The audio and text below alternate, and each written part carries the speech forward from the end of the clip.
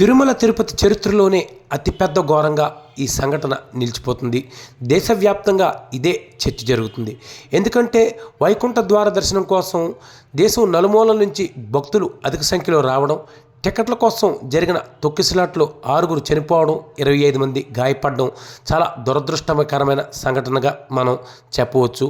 ఇందులో తప్పు ఎవరిది అంటే వీళ్ళను నియంత్రించలేని పోలీసులదా లేక టికెట్ల కోసం ఎగబడిన భక్తులదా అంటే పూర్తిగా చెప్పలేం.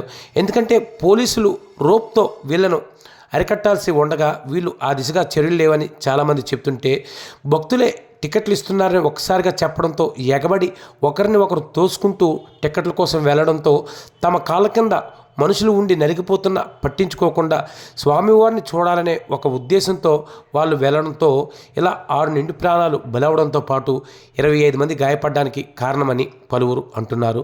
ఉత్తర వైకుంఠ ఏకాదశి నాడే కాకుండా ఎప్పుడు చూసినా స్వామి మనలో అనుగ్రహిస్తారని, కానీ ప్రజల్లో ఉన్న ఇటువంటి వెరితత్వం వల్ల ఈ సంఘటన జరిగిందని చాలామంది అంటున్నారు.